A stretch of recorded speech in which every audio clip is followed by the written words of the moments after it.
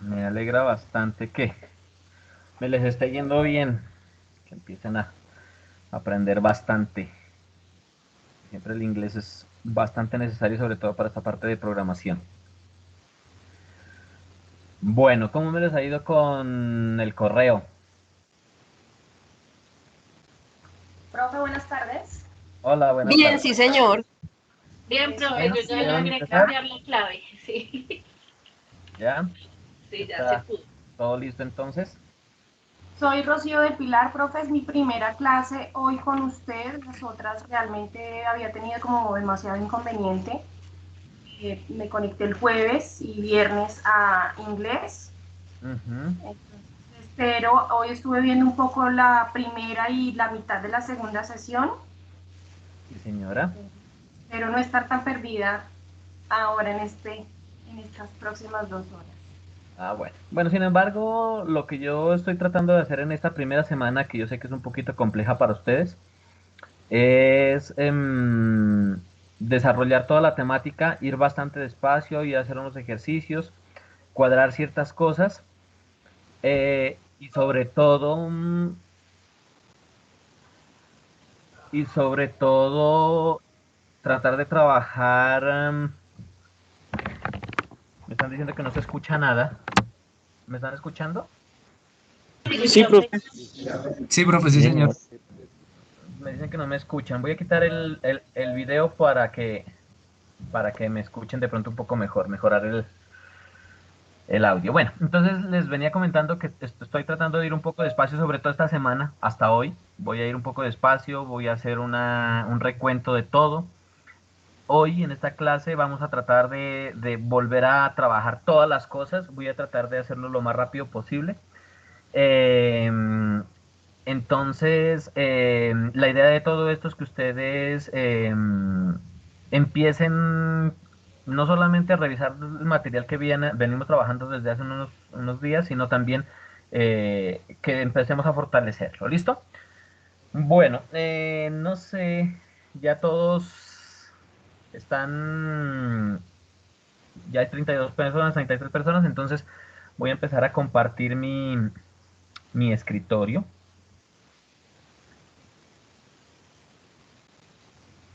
Vamos a mirar. Vamos a mirar si la asistencia de hoy me está diciendo acá alguien que no hay asistencia, entonces No hay voy a asistencia, profesor, no hay programa de montarla asistencia. a ver qué pasó. Y si no la hacemos rapidito a ver, no hay problema. Entonces, vamos a trabajarla ahorita a ver. Denme un segundo. ¿Me están viendo mi pantalla? Sí, No, señor. señora, no. No, señor, no se No ve. se ve. No, No, no, profe. señor.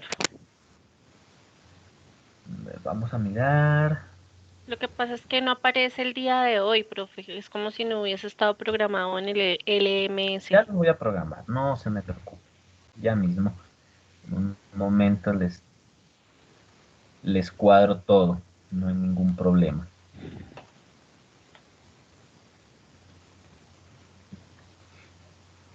Bueno, ¿cómo me les fue con el resto de ejercicios?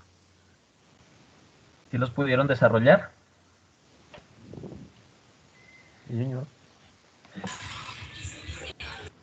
Yo solo pude hacer uno, profe. La verdad, también me estaba adelantando de las otras clases Ajá. y no alcancé sino a hacer solo uno. Mm, bueno, no importa, no importa, vamos a mirar. Entonces ya, ojo con lo que les había planteado, ¿no? Acá en material complementario de generalidades, ahí están un resto de herramientas que ustedes pueden ir revisando, bueno. Entonces, como para que me le peguen una revisadita también. Vamos a mirar la asistencia.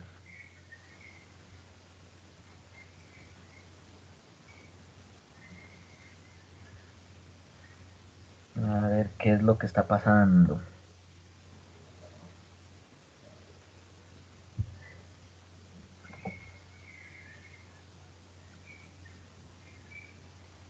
para hoy no hay, entonces vamos a decirle que añadir sesión.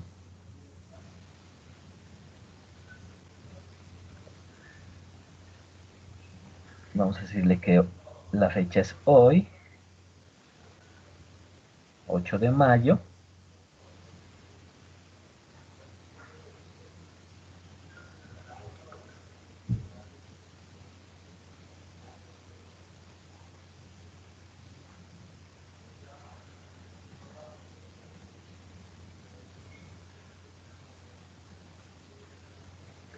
Y de paso van aprendiendo también Moodle. Así es como se trabaja en Moodle.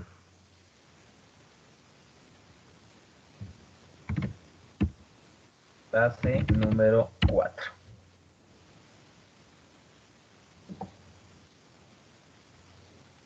Listo.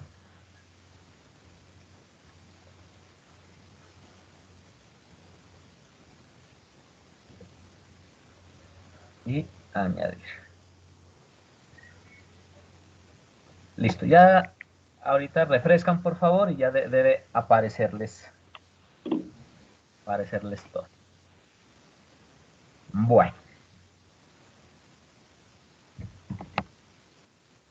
Profe, es que aparece solamente lunes, martes y miércoles.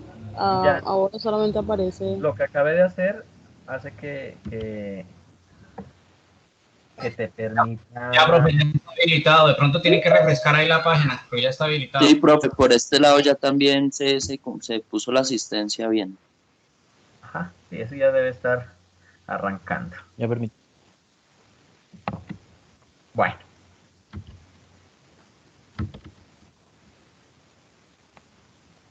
Entonces, vamos a empezar esta clase. Habíamos dicho con el primer ejercicio, con el cuarto ejercicio, el de la linterna. ¿Alguno lo pudo terminar? Sí, señor. ¿Sí?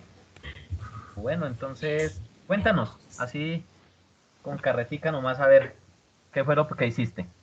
Nosotros vamos comprobando acá. Bueno, en el momento estoy abriendo aquí el archivo, pues había hecho una gráfica como para ilustrar cada uno de los viajes. Ujú, si quieres, Un envíala, momento. tómalo en Sí, sí, es pantalla. que es un PDF, voy a tomar un pantallazo, sí, Es un correcto, pantallazo y lo para envías por el enviarlo. chat. Ajá, sí, señor. Un momento, por favor. La clave del ejercicio era poder llevar los dos que tenían más tiempo en un solo viaje. Sí, Sí, exactamente, correcto, será lo básico. Vamos a hacerlo esos así. ejercicios son de bastante lógica y ayudan bastante a comprender varias cositas. Pues entonces ahí está. En el primer viaje, digámoslo así, Genio y Pablo cruzaban, ahí gastaban 2 minutos porque pues el enunciado dice que quien cruce gasta el tiempo el que mayor, o sea, más bien, el que mayor tiempo tarda en cruzar es el tiempo que determina el resto de personas que cruzan. Entonces, en el primer viaje cruzaban Genio y Pablo, gastaban 2 minutos. En el siguiente viaje se volvía Genio, Sí. perdón, se volvía Pablo, por un total de 4 minutos. Enseguida, como decía el compañero, cruzaban Gustavo y Ángel, que se demoraban 10 minutos, es decir, 14 minutos en total. Luego sí, Genio se volvía con la linterna, 1 minuto más, y luego cruzaban Pablo y Genio, 2 minutos más, y pues ahí habían cruzado los cuatro en los 17 minutos que indicaba el ejercicio. Señor. Esa es la forma de trabajar. Muy bien.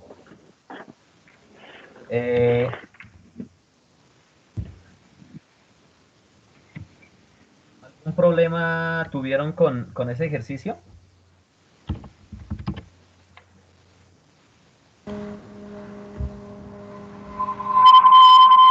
Sí, señor, de pronto, Me di cuenta que no había enviado la imagen, perdón.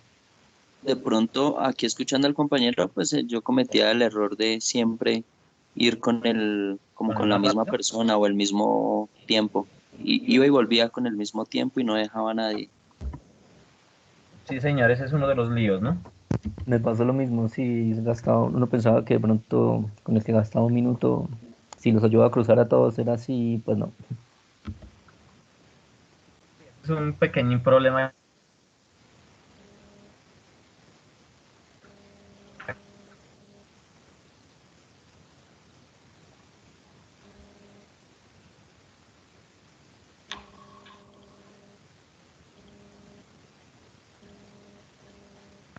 Pasar dos personas lentas para que de alguna manera tenga la posibilidad de ¿qué es? De que tenga la posibilidad de optimizar tiempos. ¿Listo? Ese tipo de ejercicios ayudan bastante en el trabajo con lógica de ustedes, en primera instancia. Y dos, frente a buscar estrategias que me permitan de una u otra manera empezar a implementar desarrollos que pueden ser o buenos o malos. Ustedes se dieron cuenta acá, es algo muy parecido a lo que pasa en la vida real en la programación, y es que cuando nosotros podemos implementar una estrategia que aparentemente es buena, puede ser, puede ser que esa estrategia también tenga problemas. Entonces, el problema de eso, el problema que se tiene con eso, es que cuando estamos implementando ese tipo de estrategias, eh, el lío bravo que se tiene es que de una u otra manera nosotros tenemos que empezar a mejorar tiempos. Y muchas veces eso es lo que ocurre también en la parte de programación, que uno tiene que buscar algún tipo de estrategias para optimizar y hacer que ese algoritmo que nosotros estemos trabajando sea bueno. ¿Listo? Bueno, el segundo algoritmo, ¿quién lo trabajó? El quinto ejercicio, el segundo que nos hizo falta. El de la gasolina de... Yo, desafortunadamente, ahorita tengo problemas de conexión, entonces no les puedo compartir la pantalla porque estoy desde el Bueno, celular, cuéntame. pero si gustan les puedo echar el cuento. Listo, hágale. Básicamente la problemática nos dice, necesitamos automatizar el cálculo del consumo de combustible, ¿m? De una flota que está compuesta por microbuses, buses y automóviles. Se dice que cada categoría consume el mismo tipo de la misma cantidad de combustible a lo largo del tiempo. Entiéndase, todos los microbuses consumen el mismo combustible, todos los buses consumen el mismo combustible y todos los automóviles consumen el mismo combustible. Dado que acá no nos da ningún valor numérico, entonces todo el cálculo tiene que construirse o todo el diseño tiene que construirse como una función. Dado que pues asimismo, conforme nos den el factor de consumo de cada uno de los tipos de vehículos, pues esto nos va a indicar cuál es el consumo real, asimismo el tiempo por el cual se va a consumir el combustible, que depende del trayecto del vehículo. En ese orden de ideas, entonces, si queremos en primera instancia evaluar cuánto es el combustible consumido por cualquiera de los tres, en este caso, por ejemplo, microbuses, simplemente es tomar el factor de consumo del vehículo, del microbús, por el tiempo que lo estoy consumiendo. Así sucesivamente, si son 2 microbuses, pues es el factor de consumo por el tiempo del uno más el tiempo del 2 y así sucesivamente. Esto nos quiere decir que en realidad para calcular el factor de consumo de un tipo de vehículo es el factor de consumo por la sumatoria de los tiempos de esta categoría de vehículos. Esto hablando de una sola categoría de vehículos. Ahora, si tomamos las siguientes categorías, pues en realidad es el mismo cálculo, lo que quiere decir que la función final para calcular el total de combustible consumido es en realidad el factor de cada uno de los vehículos, o sea, microbuses, por la sumatoria de los tiempos de esta categoría más el factor de los automóviles por la sumatoria de los tiempos del mismo, más el factor de consumo de los buses por la sumatoria de los tiempos de dichos vehículos. Como resultado, pues cuando se reemplacen las variables o cada uno de los tiempos de estas categorías nos va a dar como resultado el total consumido de combustible. Sí, señor. Perfecto. ¿Alguna pregunta? ¿Alguna persona hubo o tuvo algún otro tipo de problema? Aquí hay que tener en cuenta que miren, los tipos de, de automóviles o de transportes que van a tener la empresa, ¿no? Entonces, a cada uno de esos es definir cuántos microbuses, cuántos buses y cuántos automóviles, cuánto consume cada uno de ellos, y ya hacer el cálculo. Señora, ¿alguien iba a hablar? Profe, Señora. yo lo hice asumiendo que, o sea, lo pensé de las dos maneras, como malinterpreté de pronto un poco el ejercicio, porque puede ser que asumí que todos los vehículos consumían la misma cantidad de combustible, pero de todas formas les voy a compartir lo que hice. Mira,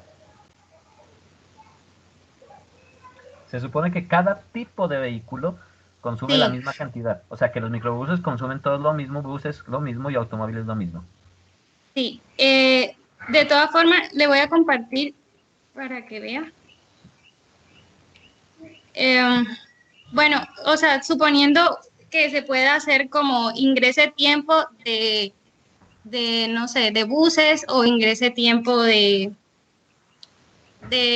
¿cómo se llama? De automóviles o algo así. También podría ser que esté bien porque de todas formas se está calculando la necesidad total de la flotilla. Y asumí que era por días. Sí, claro. Gracias. Ah, bueno. Sí, también se puede definir así y uno puede hacer ciertos ajustes a los algoritmos. Pero ojo que lo que pida el usuario tiene que estar también definido dentro de lo que nosotros planteemos, ¿no? Entonces hay que tener un poco de cuidado con eso. Del resto creo que en esencia estaría ok.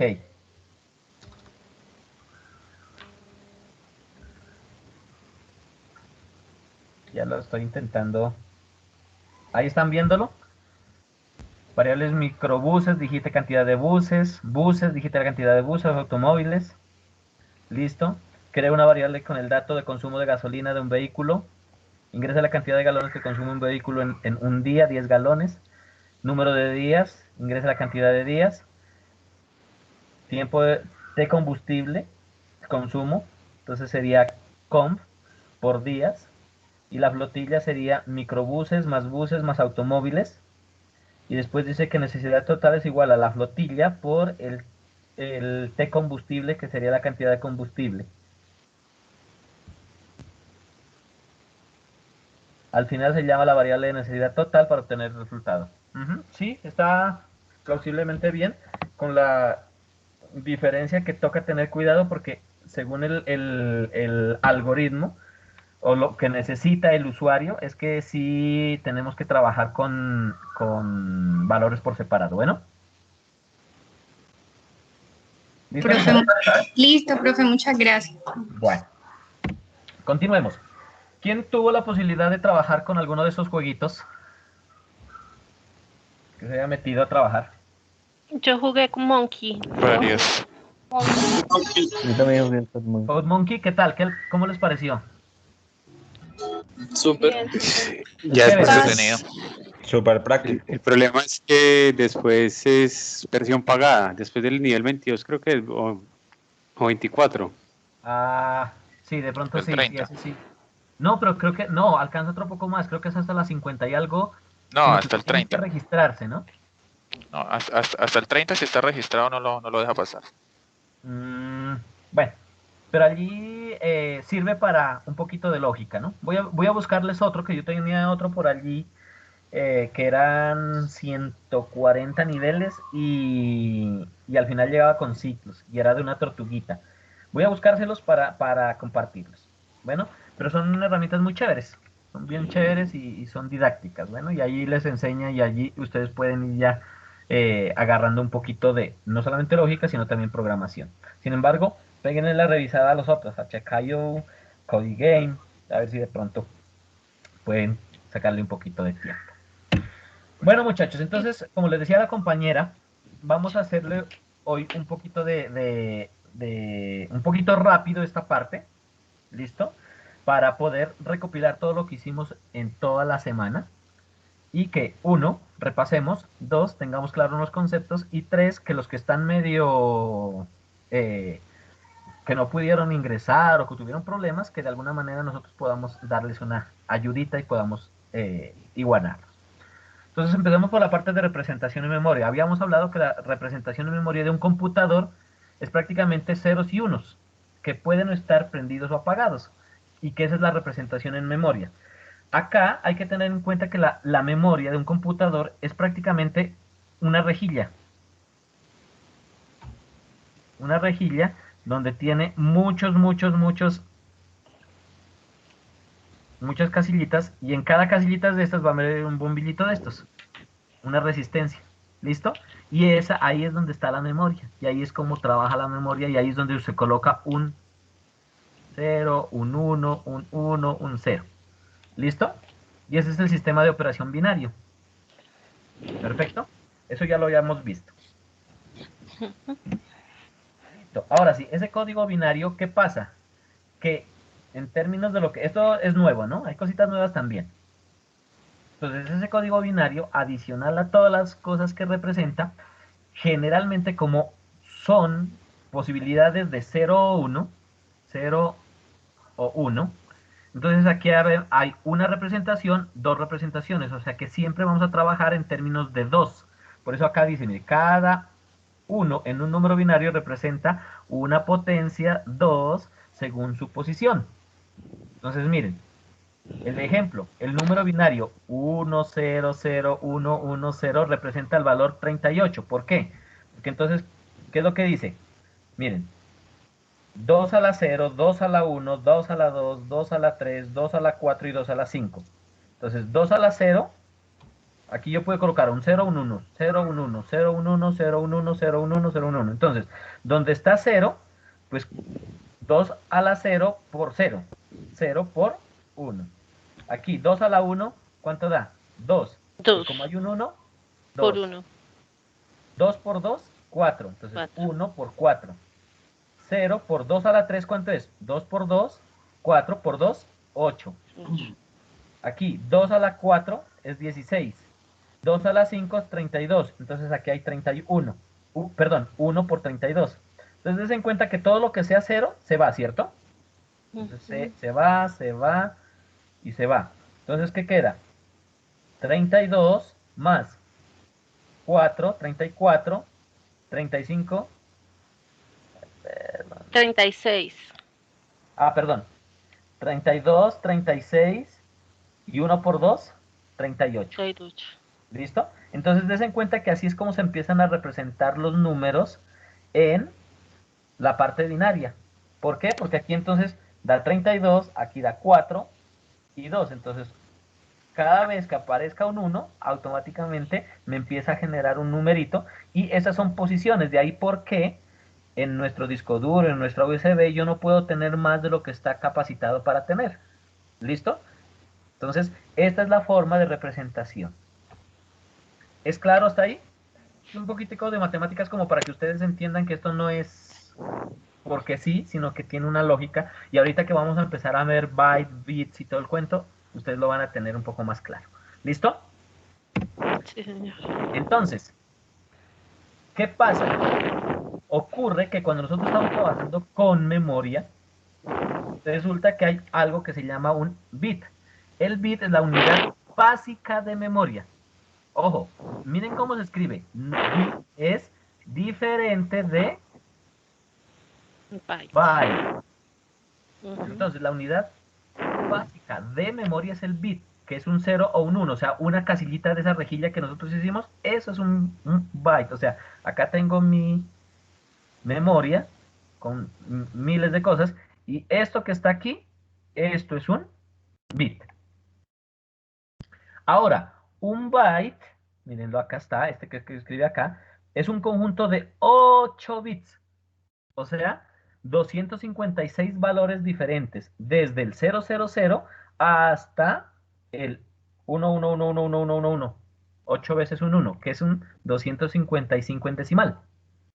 Ahora ustedes dirán, bueno, ¿por qué pasó esto? ¿Quién dijo que esto está trabajado con 8? ¿Por qué esos 8? ¿Por qué ocurre eso? Porque resulta que cuando nosotros estamos trabajando con un computador, la primera representación que se quiso dar fue de algo que nosotros denominamos la vez pasada un char, o lo mismo que es un carácter. ¿Listo? Y ese carácter, ¿qué ocurre? Que es cualquiera de estas letricas que estamos viendo acá, la U, la I, la D, y a cada una de ellas le dan un valor contenido en estos 8 bits. ¿Listo? ¿Y eso dónde está representado? Está representado en algo que se llama tabla de códigos ASCII.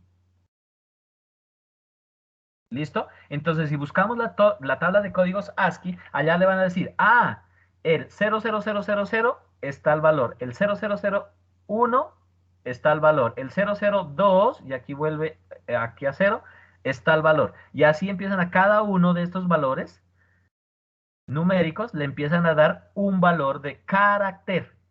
Y resulta que entonces, bajo esa perspectiva, vamos a obtener 255 posibles caracteres. ¿Listo? Entonces ustedes dirán, bueno, pero es que nuestras letras, ¿cuántas son?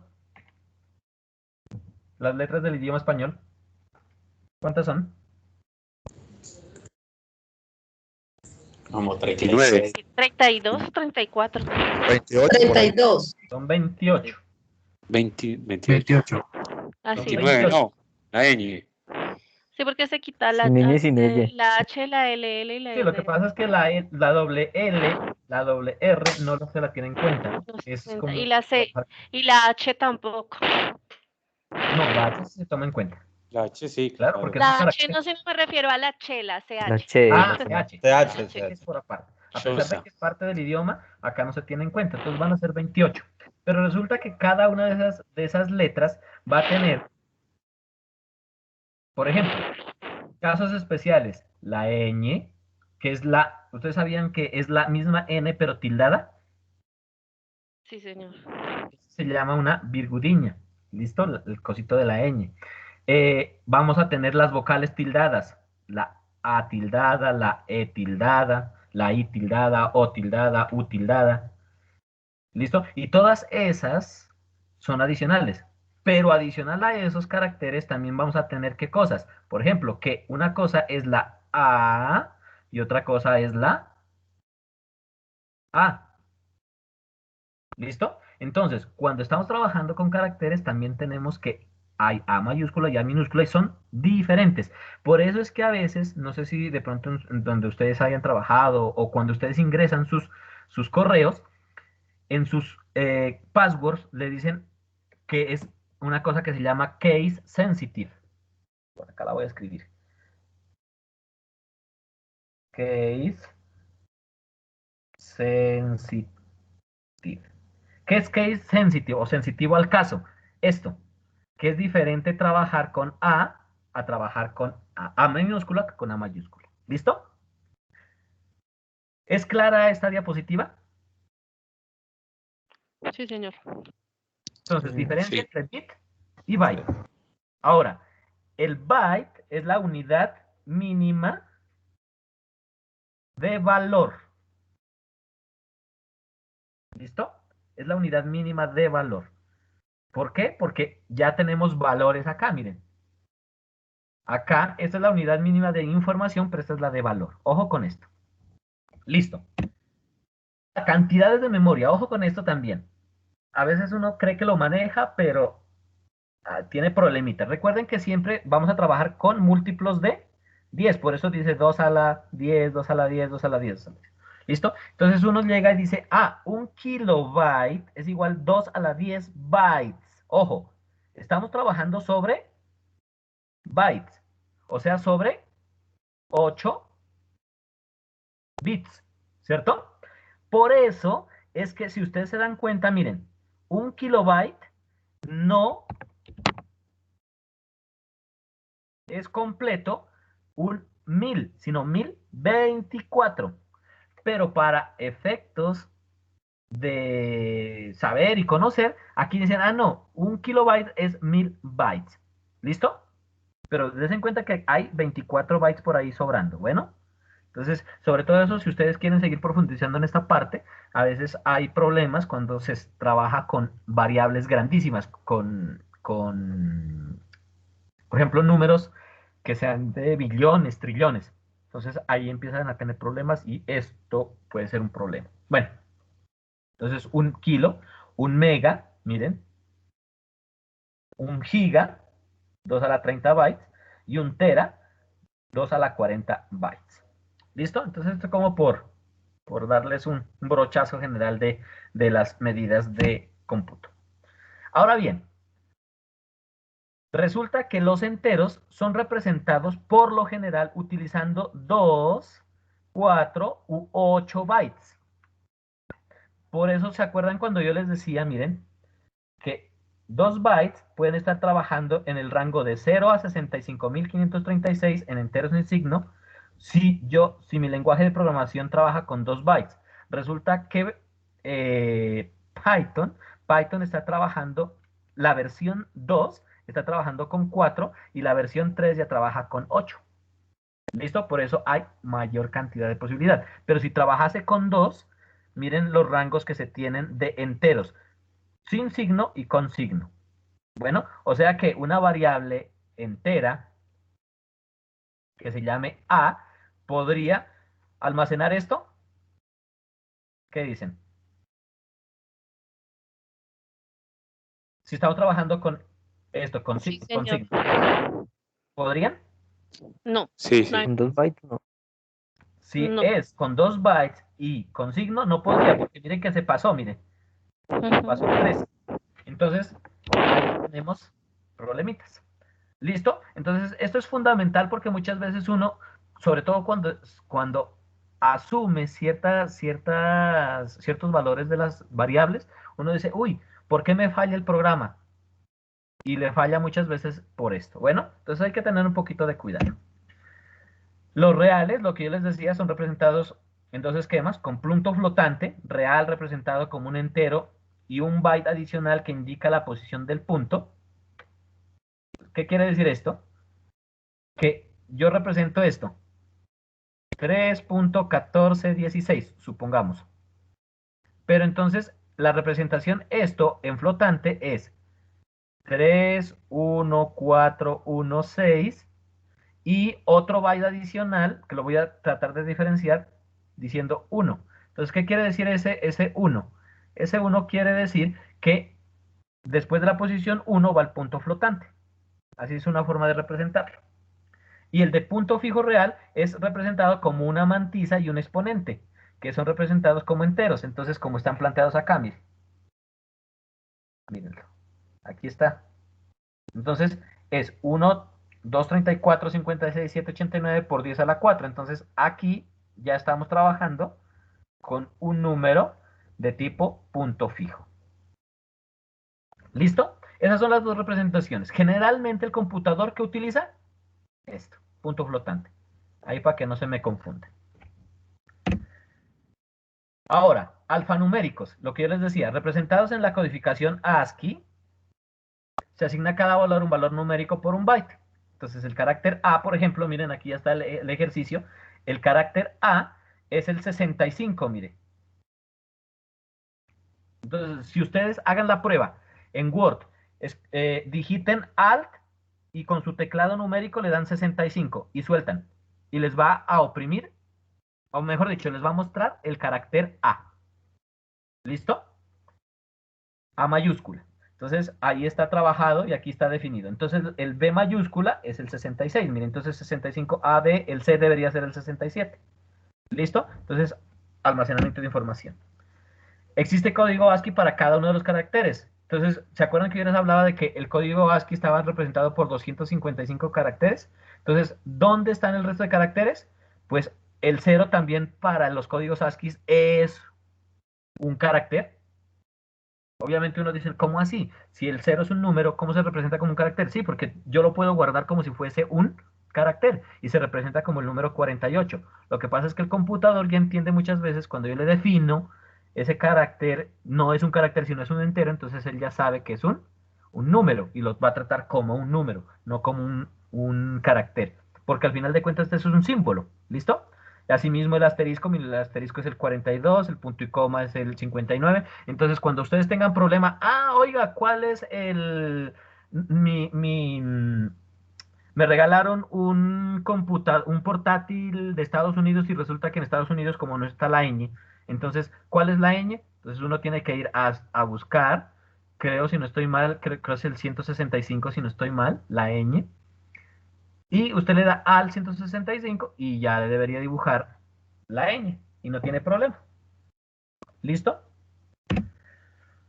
Ahora sí vamos a empezar a trabajar la parte de software. Entonces, ¿qué es software? ¿Alguien me puede levantarla? Bueno, hoy no definí quién era ¿qué es? Mi monitor del día de hoy. Entonces, voy a que me colabore Astrid. ¿Listo? Entonces, Astrid está Sí, pendiente, señor. por favor, de levantar quien me levanta la mano, etcétera, etcétera. Entonces, elige una persona, Astrid, para que nos colabore diciéndome que qué es software. ¿Digo número o nombres? Un nombre. Digamos, y Jorge Mosquera. Señor Mosquera, cuéntenos. La, la definición dice que es un conjunto de instrucciones que se le dicen al hardware qué hacer. Listo. En sus El palabras. software. ¿Cómo? Díganos en sus palabras, ¿qué sería eso?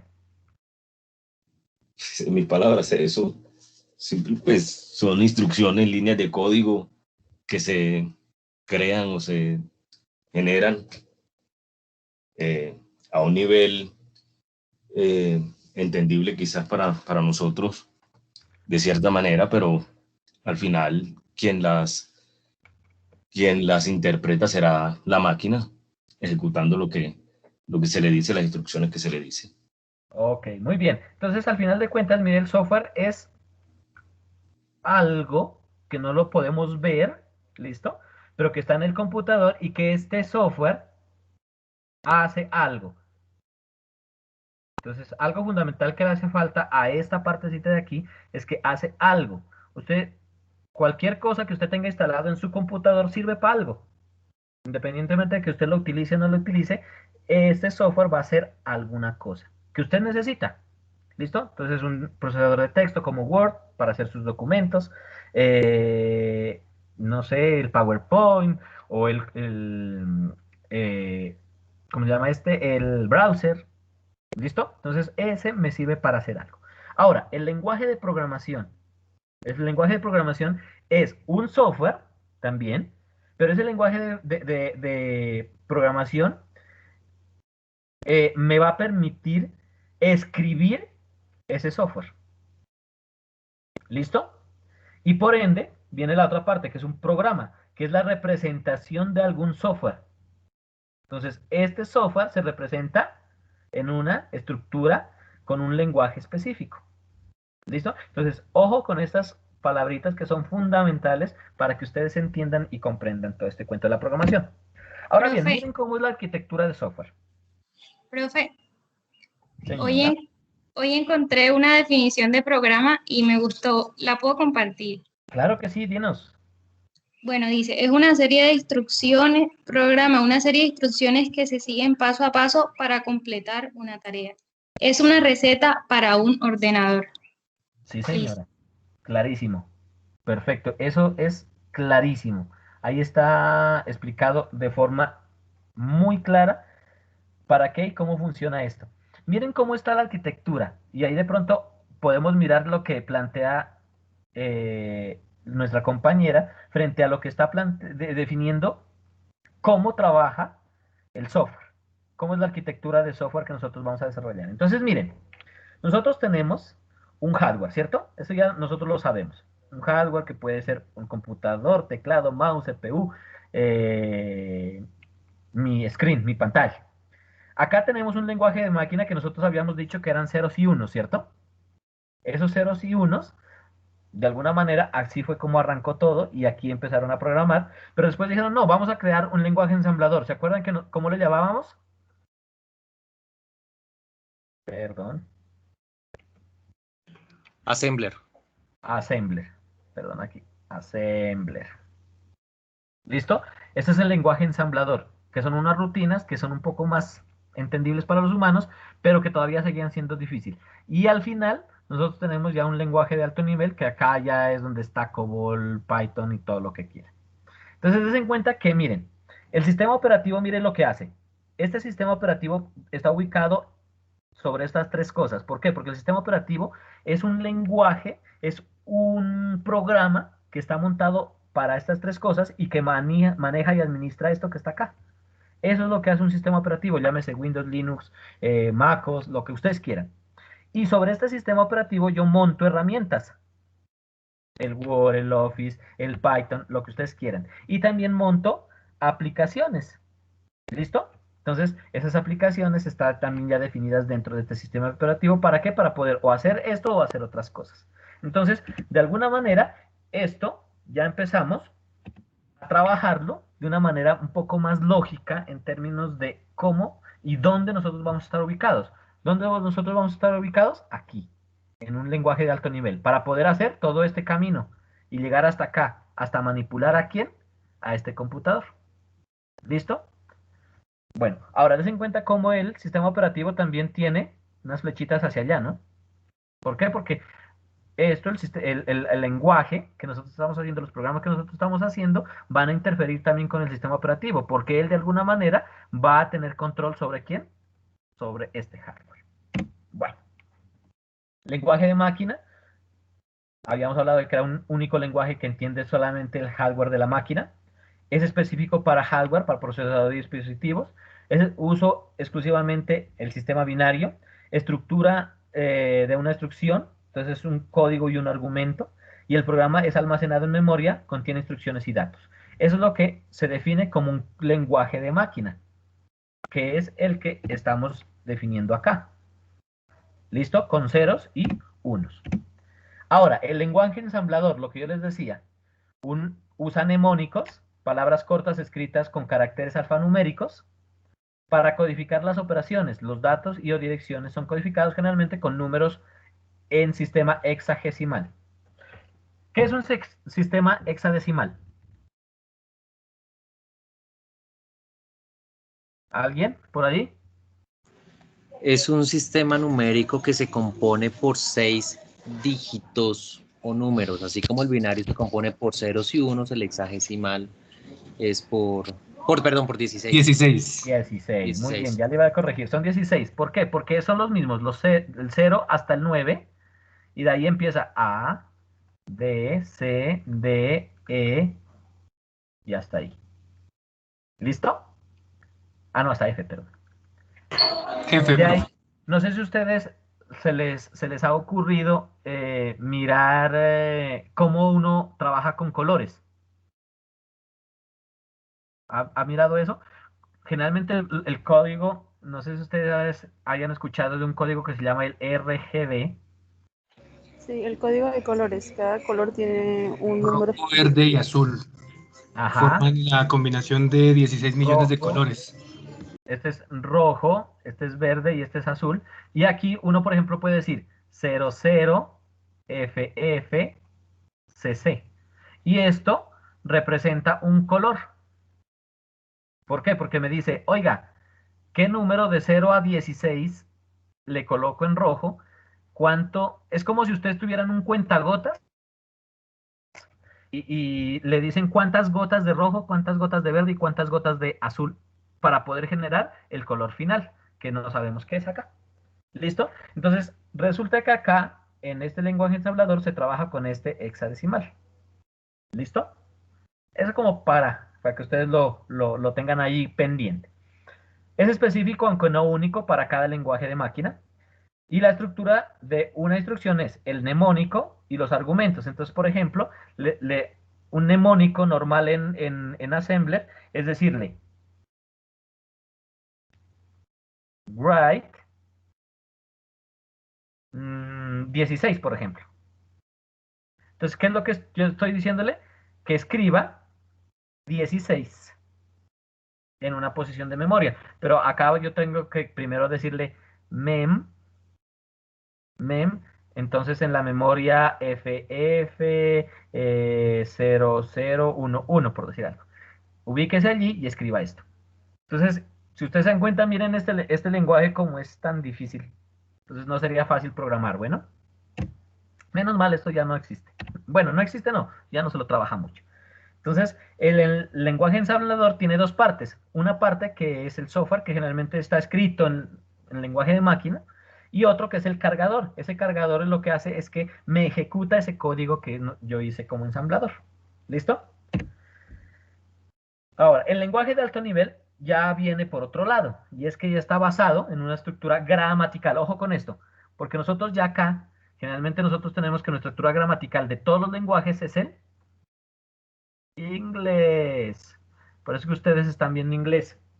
¿Listo? ¿Por qué? Porque si usted sabe inglés, muchas veces es fácil que usted entienda muchas de las cosas que está trabajadas allá. A pesar de que muchas de las estructuras gramaticales de un lenguaje de alto nivel vienen reducidas. Por ejemplo, ustedes le van a decir por allá vamos a mirar, str copy. Esta es una función que lo que le dice es copie un string. ¿Listo? Y así es la forma como empiezan a trabajarse las funciones dentro de los lenguajes. Y cuenta con un conjunto de palabras reservadas. Ojo con esto. Esto es fundamental. ¿Por qué? Porque esas palabras reservadas yo no las puedo utilizar para mis fines. Entonces, por ejemplo, una palabra reservada es algo que se llama un import. Entonces yo, si quiero llamar a mi variable import, yo no voy a poder llamarla de esa manera. ¿Por qué? Porque import es una palabra reservada. Y adicional a eso, pueden tener estructuras de control y o instrucciones. ¿Listo? Ese es el lenguaje de alto nivel. Ahora, permite el uso de símbolos aritméticos. Ustedes van a mirar que los símbolos aritméticos que nosotros vamos a utilizar, pues obviamente son las operaciones básicas. Suma, resta, multiplicación, división. Esto no es porcentaje, ojo. Allá en su cuaderno, si están tomando apuntes, colóquenlo en rojo grandísimo. Esto se llama módulo. ¿Listo? ¿Qué es el módulo de una operación? ¿Alguien me dice? El residuo de la división. Muy bien, este es el residuo. Entonces vamos a mirar residuo. Entonces vamos a mirar 25 dividido 3. Entonces aquí está el dividendo, el divisor. Entonces aquí sería 8 por 3, 24. 24. Esto sería el residuo. Esto sería la división de los dos números. ¿Listo? Entonces, por ejemplo, ¿esto para qué me sirve, este residuo? Para saber, por ejemplo, si un número es par o impar. Miren, si yo digo, el número n módulo 2 es igual a 0, lo pregunto. Si es 0, ¿qué pasa? Que es divisible por 2, ¿cierto? Pero si es diferente de 0, entonces no es divisible por 2. Entonces podemos de aquí definir que puede ser par o puede ser impar. ¿Se dan cuenta? Fácil, ¿no? Y también la parte relacional. Acuérdense por allá en su colegio, los que salieron hace poco, pues chéverísimo porque aquí vamos a recordar. Pero recuerden que los relacionales también, hay unos relacionales, ¿cierto? ¿Se acuerdan de esto? El AND y el OR. Sí, señor. Usted le decía, o va a la fiesta o lo castigo. Entonces uno ya tiene que elegir. Entonces ahí ya empieza a mirar que estos operadores relacionales también van a estar acá, con una diferencia que no solamente hay AND, OR, sino también hay una cosa que se llama diferente e igual. ¿Listo? Esos son los operadores que hay acá en términos de la parte relacional. Ahora, permite al programador olvidarse del direccionamiento de memoria. O sea que acá, si ustedes se dieron cuenta en la anterior, cuando yo estaba hablando de mi ensamblador, ¿se acuerdan que yo les dije acá que tengo que primero definir dónde está la memoria? Miren, acá ya no necesito trabajar con memoria. Usted solamente manda la operación y ya, y él solito por debajo hace todo. Entonces, otra de las ventajas de este lenguaje de alto nivel es que me permite armar programas independientes del hardware. Entonces, ustedes saben que los Mac, por ejemplo, el hardware del Mac en un inicio fue diferente al hardware de los otros computadores. Entonces, esos computadores eran diferentes, ¿por qué? Porque desarrollaron sus propios sistemas operativos, desarrollaron sus propios discos duros, sus propios procesadores. Ahorita ya no, ¿por qué? Porque la empresa dijo, no, nos dedicamos a una cosa, pero no nos podemos dedicar a todos. Entonces, al final de cuentas, terminaron siendo absorbidos por las genéricas. Pero, en principio, esto estaba definido de forma independiente. Por eso es que ahora ya los lenguajes de alto nivel obligaron a ciertas empresas a que se trabajen de forma genérica. Ahora bien, este lenguaje de alto nivel tiene compiladores e intérpretes. ¿Qué es eso de compiladores e intérpretes? Donde yo puedo colocar un programa que yo hice y ellos lo que hacen es traducirlo al lenguaje de máquina. Eso es lo que hace. Por eso aquí dice, software capaz de traducir de un lenguaje de alto nivel a un lenguaje ensamblador o específico de una máquina. ¿Listo? Entonces, esto es lo que es un compilador. No es más, es como, hagan de cuenta, una maquinita donde yo llego acá, un programa que yo hice, un programa, y aquí yo tengo una maquinita, yo no sé cómo se hace, esto yo lo meto por acá, ella aquí, pongamos que sea una ruedita, ella lo traduce y aquí le sale otro programa 2, pero ya está en ensamblador listo para correr sobre hardware. Y listo. Es lo que hace el compilador. Ahora, el sistema operativo. No habría nada de nuestros computadores, ni de nuestros celulares, ni nuestras tablets, ni nada por el estilo, sin un sistema operativo, porque él es el encargado de tomar todo ese hardware y administrarlo. Mira, aquí está. Administración de todos los recursos del sistema. ¿Qué administra? Memoria, procesador, la pantalla, el teclado, el mouse, etcétera, etcétera, etcétera. Todo eso es administrado ¿por quién? Por el sistema operativo. Ahora, ese sistema operativo por lo general define o cuenta con unas primitivas. ¿Alguno de ustedes ha ingresado al DOS? Sí, señor. Sí, señor. Los que no han ingresado al DOS, vengan a ver si podemos. Pero me tocaría salirme de esto. A ver. Sistema operativo. Bueno, entonces en DOS uno puede trabajar con ciertas directivas. Por ejemplo, para listar los directorios, uno le dice dir, por ejemplo.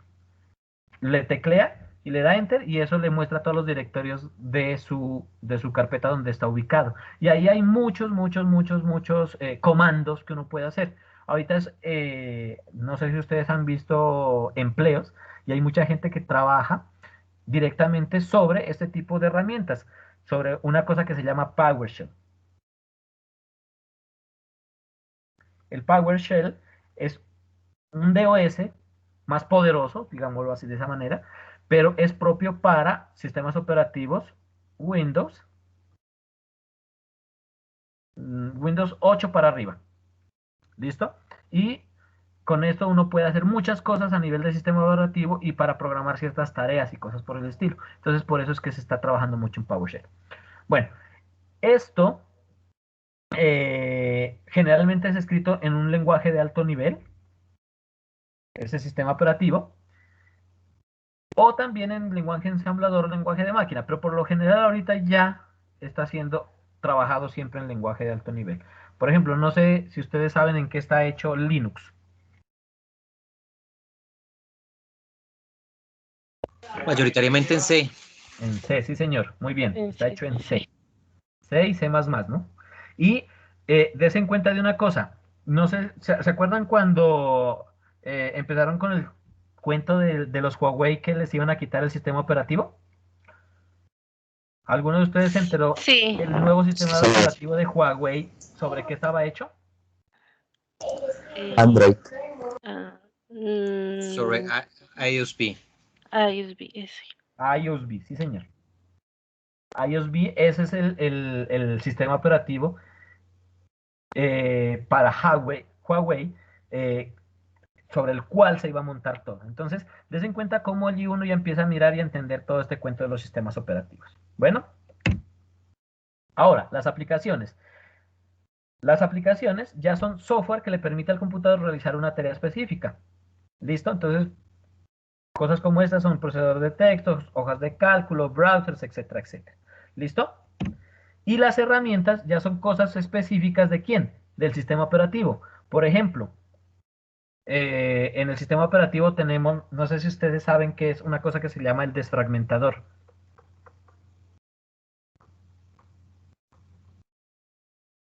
¿Sí lo han escuchado? Antiguamente las unidades de memoria en mecánicas guardaban la información, así como el profesor pues, nos enseñaba anteriormente, en bits y en bytes, pero era en la primera ubicación que encontraba en dicho disco magnético.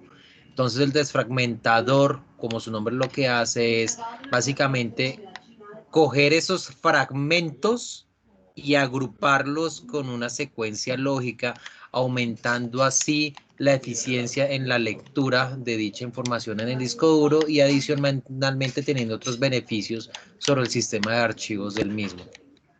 Sí, señor. Entonces, en palabras castizas de lo que nos acaba de decir acá el compañero, el desfragmentador, ¿qué era lo que hacía? Yo tengo un archivo y voy a guardar este archivo y este archivo supongamos que lo tenía y lo guardé aquí. Este va a ser mi archivo 1. Y después él iba organizadito, dice, aquí terminé, entonces venga, el archivo 2 va a estar acá. ¿Listo? Archivo 2, supongamos. Hicieron un trabajo de Word para el profesor, otro trabajo de Word para el profesor. Pero resulta que ustedes dijeron, bueno, chicas, ¿ya para qué voy a empezar a trabajar ¿qué se llama esto? Con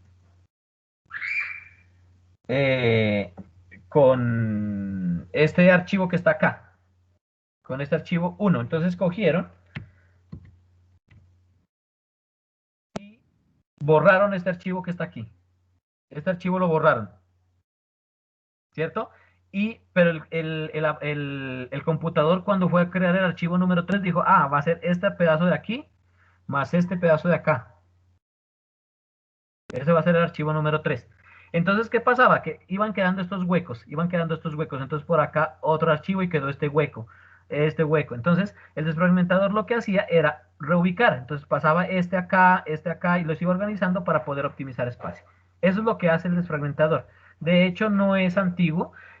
Lo que pasa es que actualmente el desfragmentador aún lo tiene el sistema operativo, sino que él por debajo, él lo ejecuta solito. Cuando él ve que ya tiene muchos huecos, él automáticamente lo ejecuta solito y lo vuelve a montar. Y ya, eso es lo que hace nuestro sistema operativo, por lo menos el Windows 8 hacia arriba. Bueno, entonces esas son herramientas que me sirven y que están aquí trabajadas también dentro de los sistemas operativos. Acá también está Turbo C o C, las herramientas Case, que son otro tipo de herramientas específicas para desarrollo, y los ambientes integrados de desarrollo, o los famosos IDEs. Herramienta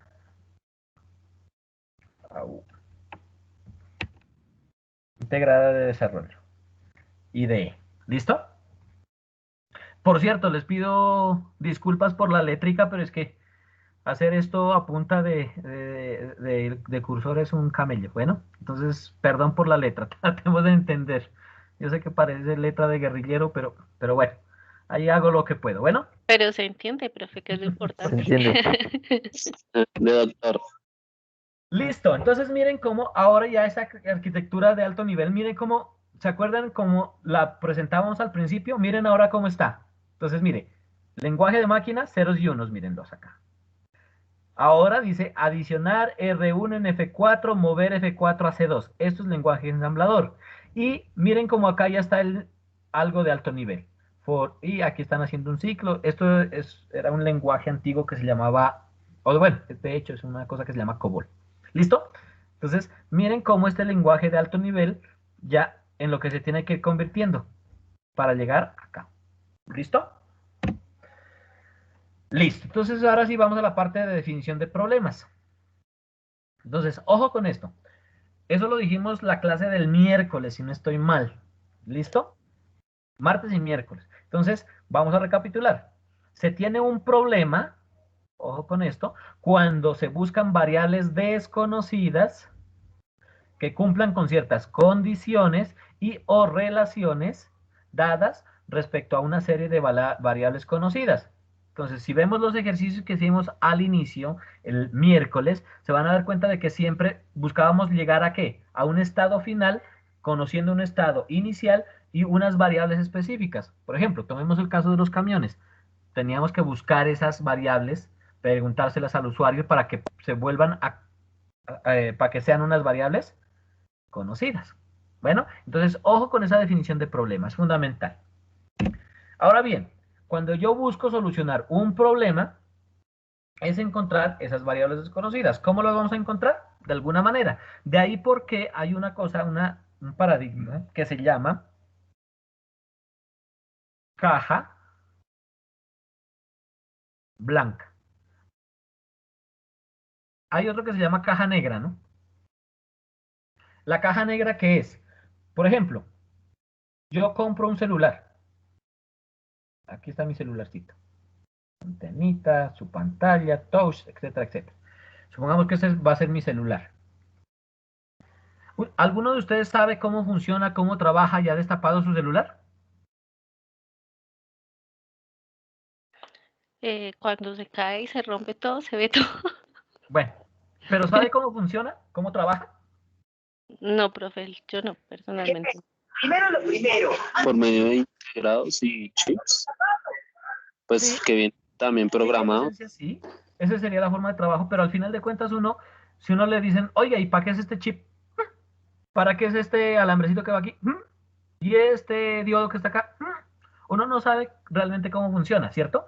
Entonces uno podría decir que mi celular es una caja negra, que yo lo utilizo porque yo le doy unas entradas, no sé qué diablos hace por dentro, pero él me da una salida, ¿cierto? Esto es el concepto de caja negra. Y nosotros somos consumidores de cajas negras, porque muchas veces nosotros no sabemos cómo funciona por debajo, pero los utilizamos. ¿Qué ocurre? Concepto de caja blanca es que, no, espérese. Yo esto que está acá, tengo que blanquearlo, convertirlo en cosas blancas para saber cómo funciona, cómo trabaja. Entonces, este concepto de caja blanca es lo que nosotros utilizamos en programación. ¿Por qué? Porque el usuario nos da unas entradas. Entrada 1, entrada 2, n entradas. Entrada n, ¿cierto? Pero ¿qué ocurre? Que yo estas entradas, de alguna manera, tengo que sumar esta con esta, después resto esta y esta, después le hago otro procesamiento a lo que sale, y a esto que sale le voy a dar otra cosa, y esto va a ser mi salida. ¿Sí se dan cuenta? Entonces, ¿qué pasa? Que esto que está acá adentro, yo lo tengo que comprender. Y al comprenderlo, yo puedo ya empezar a trabajar con el concepto de caja blanca. ¿Listo? Entonces, cuando les vayan a hablar carreta de caja blanca, es esto. Simplemente. ¿Listo? Porque todos los sistemas se pueden convertir en esto. En unas entradas, un proceso y unas salidas. ¿Listo? Todos los sistemas habidos y por haber, desde los sistemas biológicos hasta los sistemas matemáticos, bueno, lo que ustedes quieran. Listo. Ahora, el primer paso en la búsqueda de soluciones es determinar de manera clara y concisa cuáles son las variables conocidas, las condiciones y de qué tipo son las variables. Que esto fue lo que nosotros hicimos en nuestro primer taller, ¿cierto? Nuestro primer reto. Aquí está definido nuestro primer reto. Este va a ser nuestro primer reto. Porque se acuerdan que nosotros dijimos, oiga, ¿qué variables tiene? ¿Qué condiciones tiene? ¿Qué tipo de variables desconocidas son? Etcétera, etcétera. Esto es nuestro primer retico. Ahora, bajo esta perspectiva tenemos varios tipos de problemas. Hay problemas solubles, que esos son los que pues, se pueden solucionar, y estos son los que nosotros vamos a trabajar en esta clase. Los insolubles, o sea que se llega a una solución, pero que la solución puede ser diferente o difícil de trabajar, que no se pueden solucionar. Y los indecidibles. Los problemas indecidibles son los que ya de facto uno no puede encontrar una solución específica. ¿Listo? Entonces, por ejemplo, vamos a hablar de un problema soluble. Un granjero tiene 50 animales entre conejos y gansos. Si la cantidad de patas de los animales es 140, ¿cuántos conejos y cuántos gansos tiene el granjero?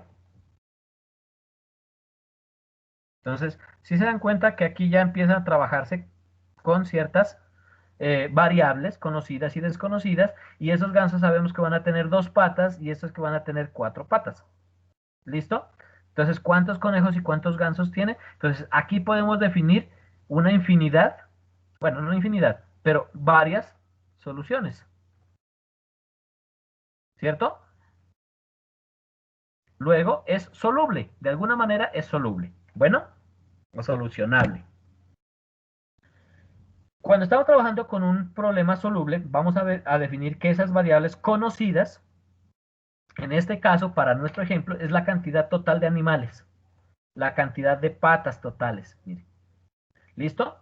Las variables desconocidas es la cantidad de conejos y de gansos, que eso era lo que nos estaba preguntando, ¿cierto? Y las condiciones, ¿qué quiere decir? ¿Cuáles son las condiciones que tengo que cumplir?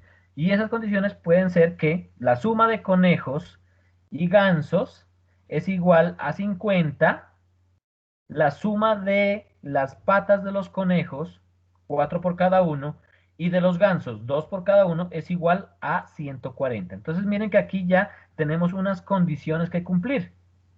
Esas condiciones tienen que cumplirse completamente, porque si no, yo no he solucionado el problema. ¿Listo? Entonces hay que tener cuidado con esto. ¿Por qué? Porque muchas veces cuando nosotros estamos trabajando con el usuario final le dice, oiga, tiene que cumplirme esto y esto. Entonces usted, cuando ya va a mirar y hacer su programa, tiene que cumplir con esto, porque si no, el usuario no le va a pagar. Usted no tiene solucionado su problema. Bueno, ahora bien, un ejemplo de problema insoluble. De las siguientes imágenes, ¿cuál es la más llamativa? Entonces uno va a decir, ah, no, es esta. Otros van a decir esta. Otros van a decir esta. ¿Listo? O esta. Entonces, ¿pero qué ocurre? Que de alguna manera, dependiendo de la persona que la está viendo, puede definir una, otra u otra. Entonces, ¿qué pasa? Que aquí esto es lo que se denomina como la subjetividad. ¿Listo? Esa subjetividad hace que yo no pueda solucionar de una sola forma específica y todas pueden ser una buena posibilidad, pero no hay una solución real como tal. ¿Por qué? Porque no es específica. Generalmente los problemas solubles son los problemas matemáticos, que siempre, por lo general, siempre tienen solución. Pero cosas donde yo a usted le diga, ¿cuál es la más llamativa? ¿Usted qué opina? Ya, en el momento en que usted empieza a trabajar con personas, las personas pueden ser de diferente forma, pueden pensar de diferente forma y trabajan de diferente forma. Entonces no hay una forma de solucionar completa. Entonces, y ejemplos indecidibles, perdón. Existe en la expansión decimal de pi una secuencia del tamaño n del número n. Entonces, ¿qué ocurre? Este tipo de problemas matemáticos son problemas matemáticos que siempre se buscan. Esto se llama el teorema de Einstein, algo así. Y ese señor plantea esto. En esencia, ese problema es que, ¿qué es una expansión decimal?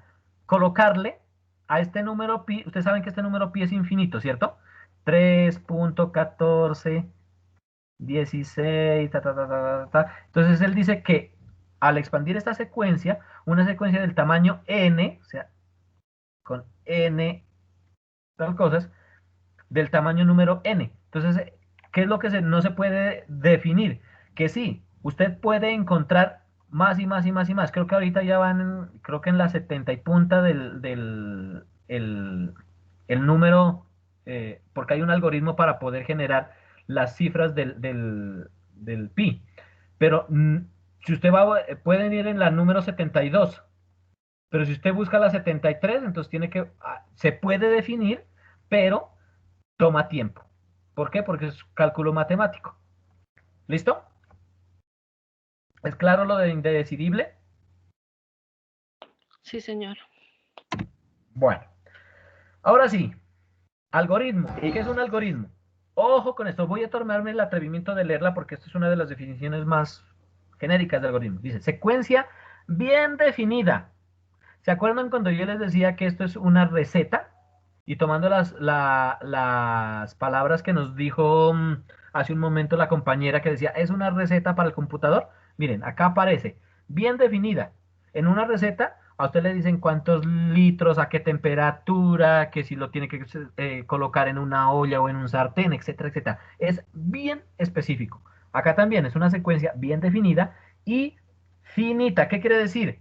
Que tiene una cantidad definida de pasos, número de pasos específicos. Entonces yo no puedo definir que esto sea infinito, porque entonces no sería un algoritmo. Una cantidad finita de tareas, miren, bien definidas también. Entonces esas tareas tienen que estar de forma precisa, cada una de las cuales se puede realizar con una cantidad de recursos finitos. Entonces, ¿qué ocurre? Lo que yo les decía en la anterior parte, que yo puedo calcular la cifra número 73 de pi, pero toca tener tiempo y computadores, porque eso no se hace así nomás.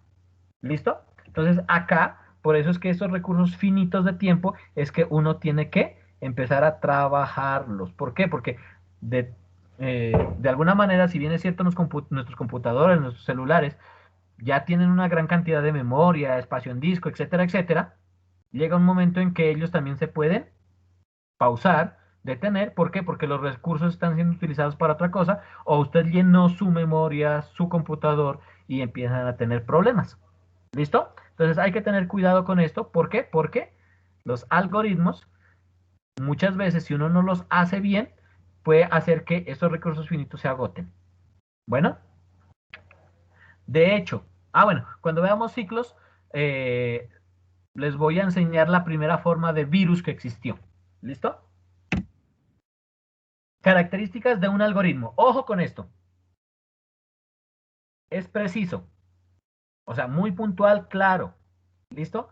Definido o determinístico. O sea que yo puedo de forma específica trabajar con él, y si yo lo corro hoy, me va a dar la misma respuesta que si lo corro mañana, pasado mañana o dentro de un año. ¿Listo? Y finito. O sea que empieza en una parte y termina en una parte. Nunca va a quedar infinitamente corriendo. ¿Listo? Entonces, ojo con estas tres características que son fundamentales. Ejemplo de un algoritmo. Entonces, vamos a hacer nuevamente, recapitulando todo esto, un ejemplo de un algoritmo. Entonces, un estudiante se encuentra en su casa, durmiendo, miren, y debe ir a la universidad a tomar clase de programación. ¿Qué debe hacer el estudiante? Suponiendo que no estamos en pandemia, que tendría que irse al tomar bus y todo el cuento, ¿listo? Porque si no van a decir, ay, pero es que estamos en pandemia, entonces no tenemos que hacer tal cosa. No, suponiendo que no estamos en pandemia y que tendría que pararse e ir presencialmente, ¿ok? Entonces, miremos el algoritmo. Él empieza durmiendo, está durmiendo, ¿cierto? Lo segundo que él va a hacer es hacer 1, miren, hasta que suene el despertador. los que tenemos la mamá todavía o que vivimos con la mamá, pues la mamá nos despierta, ¿no? A veces. Entonces, él hace, duerme, duerme, duerme, duerme, y cuando alguien lo despierte, mira la hora. ¿Listo? Si ya es hora de levantarse, entonces, ¿hay tiempo suficiente? Entonces, 4-1. Si sí hay tiempo suficiente, entonces, ¿qué va a hacer? Otro ratico de sueño. Ah, no, a bañarse, ¿no? Una vez se baña, entonces, ¿qué pasa? Tiene que vestirse. Miren cómo yo estoy teniendo mucho cuidado con llevar una secuencia de los números y qué hace si. Miren esta forma de trabajar. Entonces yo le digo, si hay tiempo suficiente, entonces se baña y se viste, porque si no, ¿qué pasa? Tiene que aligerar esas tareas. ¿Listo?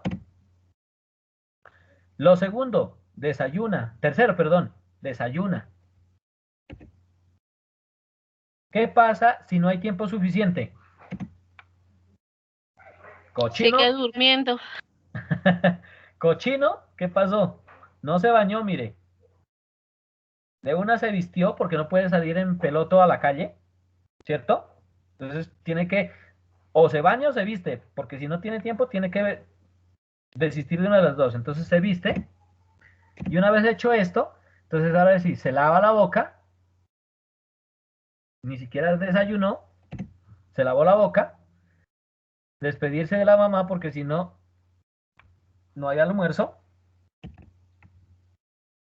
Ahora sí, 7. Ya está saliendo de la casa, ¿no? ¿Hay tiempo suficiente?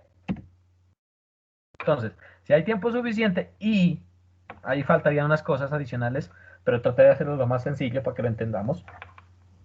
Si hay tiempo suficiente, miren, si sí, entonces, ¿qué pasa? Camina al paradero. Si no, ¿qué pasa? Tiene que correr al paradero del bus, ¿no? Cuando ya está allá, entonces, ¿qué hace? Hasta que pase un bus para la universidad, ¿qué va a hacer? Esperar el bus. Ver a las demás personas que esperan un bus. ¿Listo? Cuando llegue el bus, entonces, ¿qué pasa? Toma el bus. Profe, Señora. un compañero, Jonathan Vivas, está levantando la mano. Dime, Jonathan. Profe, es que tengo una preguntita. Señor. Por ejemplo, si algo, por ejemplo, a la hora de esperar el bus, si hay alguna una acción o un suceso que interrumpe, digamos, ese lineamiento que se lleva, digamos, esa acción que lo saca uno como de esa lista que uno quiere llevar, eso se tendría en cuenta dentro de esos puntos. Por ejemplo, claro. Tomar el bus. Entonces, el profe pone 9. Entonces, esperar el bus 2 minutos, un ejemplo. Entonces, 9.1.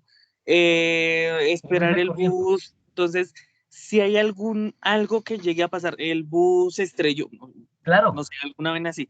¿Eso va dentro de ese 9.2 o ir aparte? Sí, señor, debería ir allí, claro. Claro, ahí debería ir. Entonces, ¿qué pasa? Que dentro de las acciones que estamos definiendo tenemos que meterle todas las cosas y posibilidades que haya, ¿no? Entre más completo uno lo haga, pues el algoritmo va a fallar menos. Entonces, ¿por qué? ¿Qué ocurre? ¿Qué pasa cuando el algoritmo, por ejemplo, lo que usted me dice, toma el bus y yo supongo que ya llegué, pero ¿qué pasa si el bus se daña? Entonces el algoritmo falla. ¿Por qué? Porque ya, por más que quiera llegar, ya no va a llegar a clase. ¿Sí? ¿Sí me dejo entender? Entonces, ¿qué ocurre? Que el algoritmo es perfecto cuando yo puedo asumir todas las posibilidades habidas y por haber. Por ejemplo, acá estoy asumiendo de que sí se va, pero ¿qué pasa si pasa lo que dice la compañera? Sigo durmiendo y la clase era a las 7 y me desperté a las 7:30. Ya deje así, siga durmiendo porque ya no llegó a esa clase. ¿Listo? ¿Es claro? Listo, Entonces, listo, sí. Uno tiene que empezar a mirar las cosas desde una perspectiva específica, ¿ya? Acá para efectos prácticos y para efectos de que ustedes me entiendan cómo voy haciendo las cosas, es que yo le empecé a meter cositas, pero obviamente esto se puede ir tan complejo como usted quiera. Oye, ¿qué pasa si hay paro y no hay buses? Entonces, en algún momento usted tiene que definir ese tipo de comportamiento para que lo evalúe y decir, no, ya no hay buses, hay paro. Estudio en una universidad pública, allá echan piedra, entonces yo para qué voy a estudiar, me quedo durmiendo. ¿Listo? Entonces, Perfecto.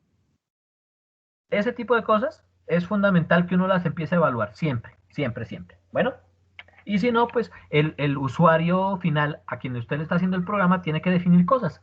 Entonces, no, eso no lo tenga en cuenta.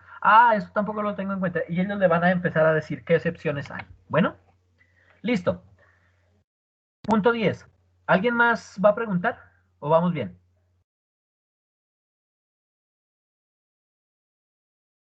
Bueno, asumiré el silencio como... Vamos bien, vamos Ok. bien. Bien. Listo, paso 10. Mientras que no llegue a la universidad a hacer, o sea, va en el bus, seguir en el bus, pelear mentalmente con el conductor para que le afane, porque voy atrasado. Cuando yo ya llego, ¿qué tengo que hacer? Timbrar. Supongo que todos cogen bus, ¿no? O los que pues, de pronto no han salido a tomar bus, uno lo que hace es se sube en un bus y cuando ya va a llegar, entonces uno timbra. Ahí hay unos timbrecitos y timbra. ¿Listo? El conductor para y uno se baja. Entra a la universidad y listo. ¿Ok? Ahora sí, las representaciones más conocidas son, lo que yo les había hablado, que son el diagrama de flujo y el pseudocódigo, ¿cierto? Esas son las dos representaciones que existen.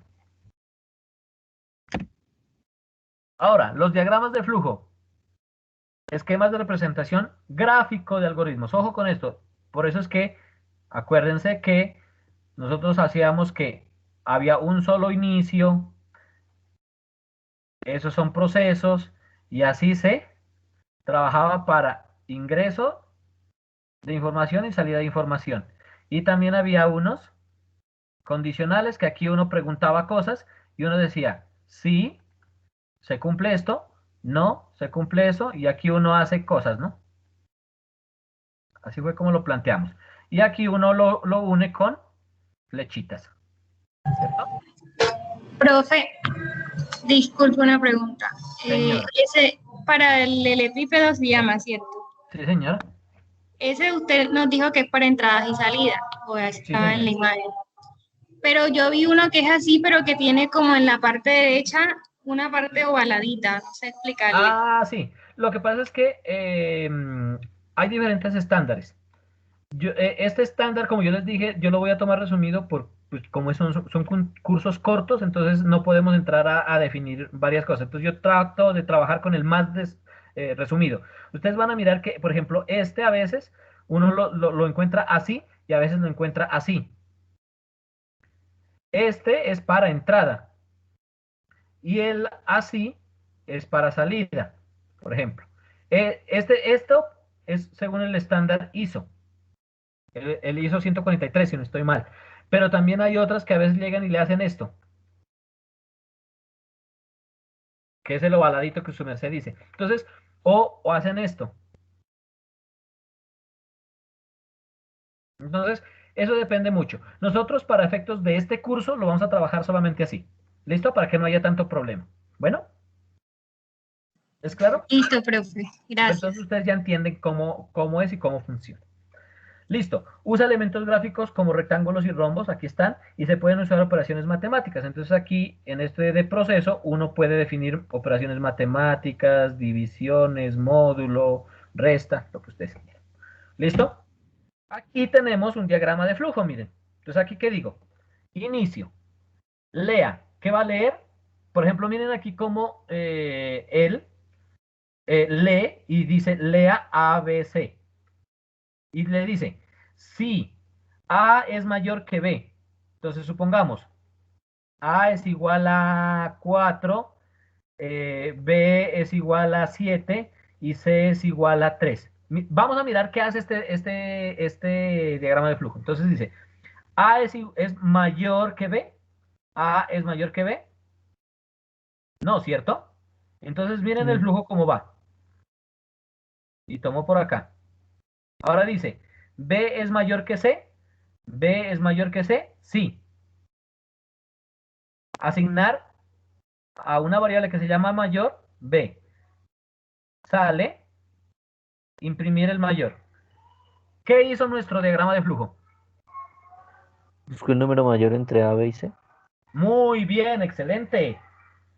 ¿Sí, sí se dieron cuenta? Entonces, ¿qué pasa? Que si ustedes se dan cuenta de este diagrama, cambiemos las variables. Ahora supongamos que C es mayor. Entonces, supongamos 7, supongamos que este sea 1 y que este sea 2. Entonces llega y dice, lee A, B y C. Hicimos esto. ¿A mayor que B? ¿A mayor que B? Sí. Entonces viene por acá, se viene por acá. Ahora dice, ¿A mayor que C? A es 2, C es 7. ¿A es mayor que C? No. Entonces mayor es C. Viene acá e imprimiría que C es mayor en ese caso. ¿Sí se dan cuenta? Entonces miren cómo el diagrama de flujo se comporta de una manera muy específica, muy clara, muy precisa. Y miren, cosas específicas del diagrama de flujo. Hay un solo inicio, un solo fin. ¿Se dan cuenta? No hay 2 fines, 3 fines, no. Y miren cuando hay estos condicionales, miren, esas condiciones, lo que hacen es... Profe, qué pena. Usted me está diciendo de que si A es mayor que C y cogió el camino que no, pero ahí dice que A es 4 y C es 3. ¿Está viendo bien? No, Ah, ahí no, estaba ojo. trabajando con el de la Ojo. derecha. Ojo. De la derecha. Ah, ok. Es este otro ejercicio. Ok. Fueron 2 ejercicios. El primer ejercicio se vino por acá, mire. El segundo se vino por acá. Por el otro lado. Este ejercicio 1 se vino por acá. Este ejercicio 2 se vino por acá. ¿Sí? ¿Ahora sí? Ok, profe. ¿Listo? ¿Alguna pregunta con ese diagrama de flujo? No, señor.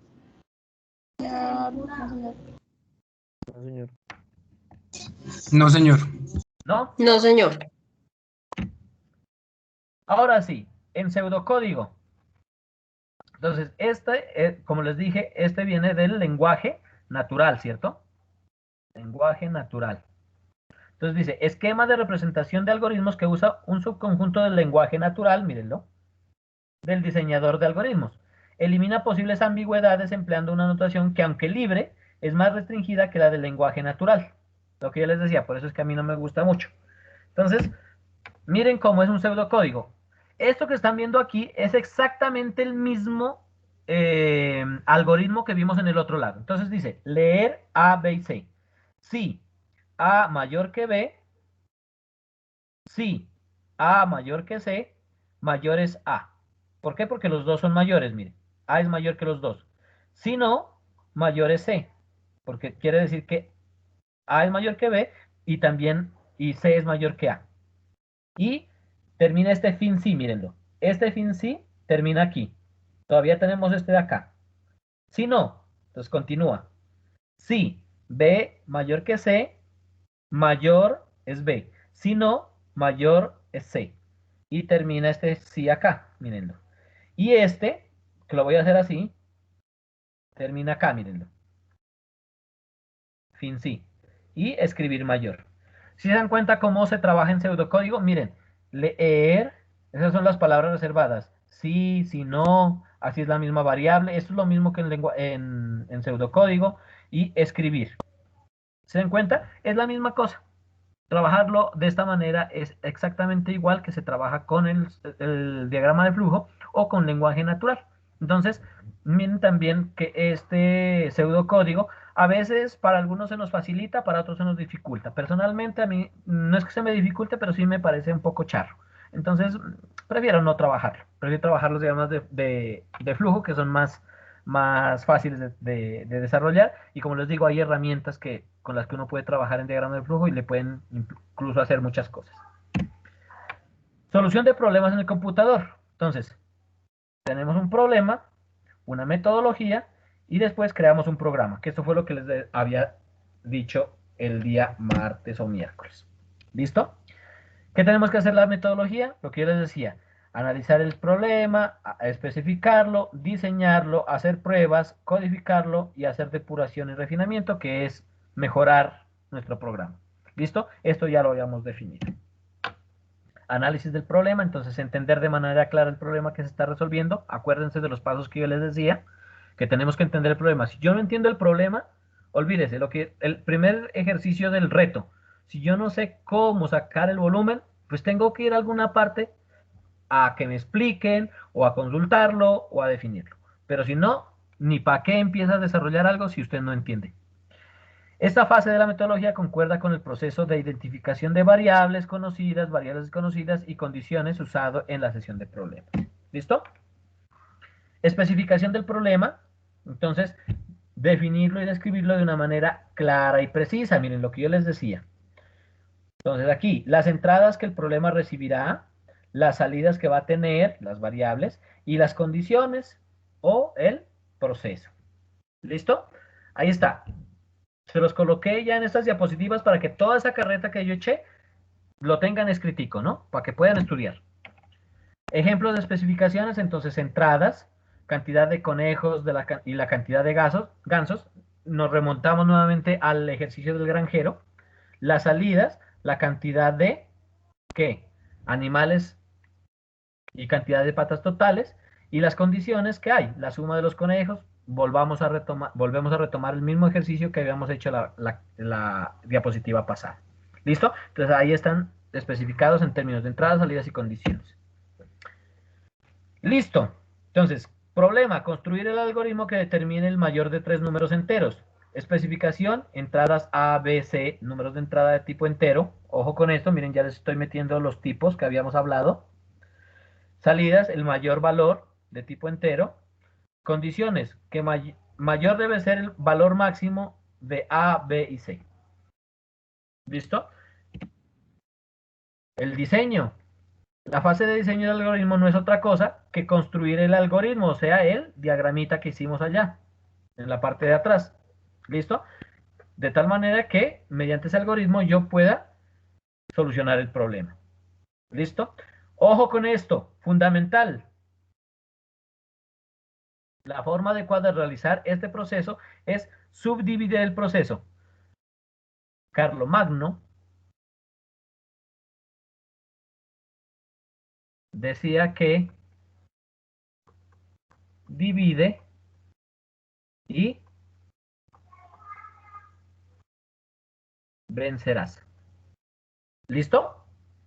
Aquí, esa es una de las estrategias que también se utilizan dentro de programación, porque cuando los programas son demasiado grandes, uno lo que hace es que dividirlo en pedacitos más pequeños y después, cuando yo ya tengo dividido eso, lo soluciono por aparte y después los uno para que me den la solución completa. ¿Listo?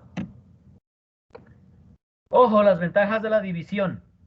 Al dividir el problema en módulos o partes, se comprende más fácilmente. Entonces, por ejemplo, yo podría haber hecho el problema de los camiones, un problema solito para encontrar lo de los microbuses, otro para encontrar lo de los buses y otro para encontrar lo de los vehículos. ¿Listo? Y así sería más entendible. Y después, ¿qué hago? Sumo estos para poder solucionar todo. Al hacer modificaciones es más fácil sobre un módulo en particular que en todo el algoritmo. Claro, porque acá, mire, supongamos que usted tuviese aquí 10 líneas de código, 10 líneas de código, 10 líneas de código. Es más fácil revisar estas 10 líneas de código y no revisar 30 líneas de código. ¿Listo? ¿Por qué? Porque es más fácil módulo por módulo. O si nosotros vamos sacando por poquitos y aquí me saca un error, entonces yo voy directamente sobre estas 10 líneas de código, no a revisar todas estas de acá. Por eso la división es fundamental. En cuanto a los resultados, se probarán mucho mejor comprobando si cada módulo da el resultado correcto, que es lo que les estoy planteando. Si aquí hay un problema, pues yo no me voy a ir a buscarlo acá, sino que voy directamente aquí. ¿Claro por qué uno divide un problema? Clarísimo. Sí, señor. Entonces, miren, aquí está. Aquí está explicado un poquito más fácil. Un proceso, yo lo puedo dividir en 1 y 2 partes. Y esta parte 1 la puedo dividir en 1, 1 y en 1, 2. Y esta en 2, 1 y 2, 2. Y estas a su vez, yo puedo irlas dividiendo en más partecitas, miren. O sea que hay A, B, C, D, E, F, G y H. Y des en cuenta que todo esto puede solucionar de alguna manera esto que está acá. Y no hay ningún problema. Pruebas de escritorio. Esto ya se los había augurado, o refinamiento. ¿Qué es una prueba de escritorio? Una prueba de escritorio es algo que yo en una hojita o en un Excel empiezo a trabajar. ¿Para qué? Para probar el algoritmo. ¿Listo? Entonces, mira, aquí dice, proceso de seguimiento del algoritmo para verificar que cumple con las especificaciones que tengo. Si no se cumple con la especificación, se va a refinamiento hasta lograr que el objetivo se cumpla. ¿Ven? Entonces, aquí está, esta es mi prueba de escritorio. Después de que yo tengo eso, ahora sí codifico. ¿Cómo codifico? Entonces ya hay unas palabras reservadas para poder empezar a generar ese programa que yo necesito. Pero yo ya voy sobre un diagrama de flujo que ya está listo, que ya está perfecto. Entonces, ese es el proceso en el cual yo ya escribo en un lenguaje de programación sobre un editor o compilador. ¿Listo? Por último, se depura y se refina, que es cuando yo ya empiezo a mirar todo mi código, empiezo a mirar que las cosas estén bien, si hay errores de sintaxis, si hay problemas, empiezo a correrlo y que todas las condiciones se me cumplan. Y listo. ¿Preguntas, dudas o inquietudes? No, señor. No, señor. ¿Duda hasta ahí? Todo claro. Sí, profe, que es muy importante, sobre todo cuando se menciona hacer esa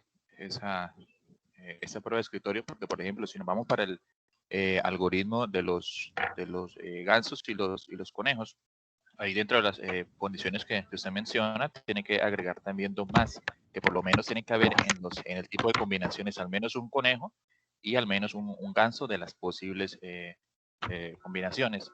Y en la de los números A, B y C también le falta una condición. Si yo digito que todos los números son 1, o sea, todos son iguales o por lo menos 2 son iguales, tiene que haber otra condición, por lo menos 2 más. Sí, señor, eso es así. Sí, allí el problema de los gansos, uno tranquilamente puede decir, ah, no, pues 48 gansos y un conejo. Y es una solución que como está planteado funciona, ¿no? Entonces, depende mucho de lo que, de las variables con que uno ingrese, depende de eso que haya o no haya soluciones. ¿Listo? Porque, como les decía, en los tipos de problemas, hay muchos problemas que incluso, dependiendo de las condiciones que existan o no existan, pueden haber algún tipo de problemas. Y se pueden volver indecidibles o insolubles, o pueden ser solubles. Entonces, hay que tener un poco de cuidado frente a eso. Bueno. Perdón, pero sí tenía condición la de los conejos y los gansos. Sí, sí hay algunas condiciones allí, ¿no? Tiene que ser 50 entre los dos. Ajá. Sí, señor.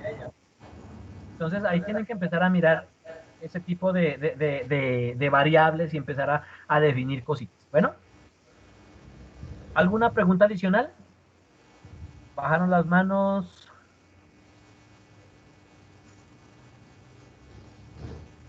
¿No? Ninguna. Bueno, entonces, como hay gente que todavía está ingresando, entonces tengan mucho cuidado con la que es la validación de su asistencia, por favor.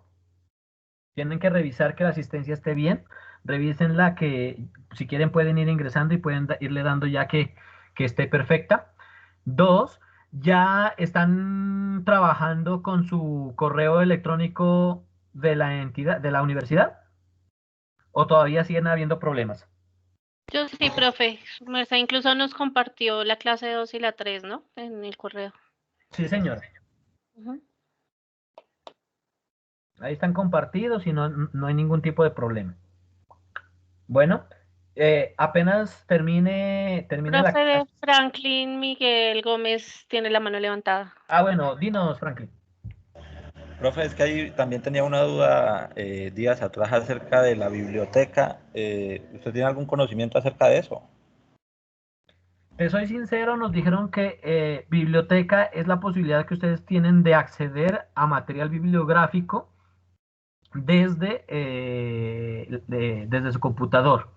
Tengo entendido que todo eso está enlazado directamente con su usuario y su clave. Entonces, creería yo que en la medida que ustedes necesiten algún tipo de libro o consultar alguna cosa, pueden buscarlo allí. Sin embargo, si ustedes no encuentran libros o algún tipo de referencia, me cuentan y pues yo puedo hacerles llegar algunos libros que se encuentran en internet sobre programación y sobre Python. Entonces, si ustedes necesitan, me dicen por favor y pues dado el caso yo les armo unos recursos acá en generalidades, ahí se los cargaría y les montaría para que ustedes puedan leer también un poco más. ¿Listo? Sí, profesor, le agradeceríamos la información. ¿Sí? Listo, Ah, bueno, profe. entonces yo ya voy a Sí, buscar profe. y ya se los paso. Ah, y otra cosa, para los que le interese, por ahí vi algo de código facilito que está por hoy, creo que están regalando un curso de programas en Python. Ah, genial. Chéverísimo. Sí, mi primera aplicación web con Python y Flask. Entonces, sí, allí, por favor, revisen eso. Lo último que vamos a revisar el día de hoy, por favor, es que, miren, hay dos cositas que yo les coloqué acá.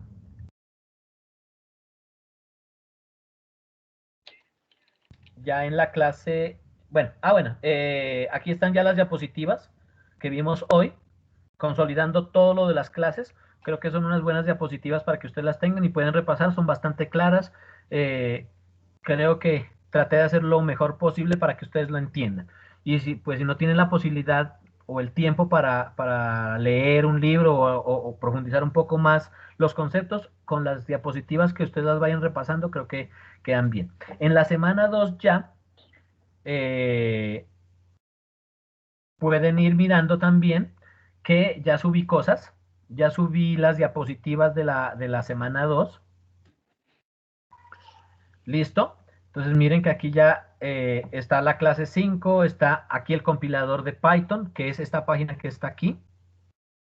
Entonces, ojalá si ustedes pueden ir desarrollando aquí cosas, entonces aquí pueden ir bajando el compilador de Python para que lo puedan ir instalando. Y miren, ya vamos en la versión 3.9.5.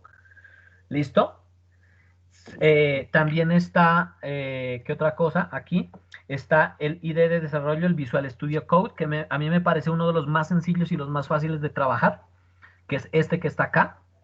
Y tiene una versión, aquí usted instala el Visual Studio Code, pero ese no le instala Python. Entonces aquí yo les dejé activar Python para Visual Studio Code. Acá está el enlace y aquí está el enlace de que yo encontré algo en internet y aquí está la herramienta en línea también. Entonces, si ustedes le dan clic allí, es leidito, y si no, pues le dan aquí clic en el video y en el video también pueden trabajar.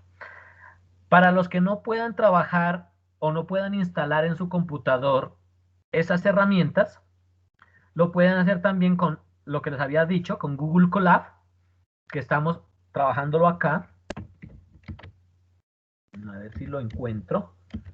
Aquí, mire, aquí se está trabajando con Google Colab. ¿Qué es Google Colab? Google Colab es un ambiente de desarrollo para Python y varios lenguajes de programación que lo trabaja con... no está, creo que lo cerré. Uy, Dios mío. Voy a estar acá. Espérenme un segundito. No, acá está. Es este. Es trabajado sobre Google. Entonces ustedes deben tener una cuenta de correo Google, una de Gmail, Y con esa cuenta de correo de Gmail, ustedes pueden tranquilamente ingresar y pueden empezar a trabajar. Y todo lo que ustedes hagan allí se lo guardan directamente en el OneDrive. ¿Listo? Es súper fácil, es muy sencillo, es muy chévere también este. Y prácticamente es un servidor en línea que ustedes pueden utilizar para trabajar acá. Yo voy a tratar de utilizar este. Y también hay otra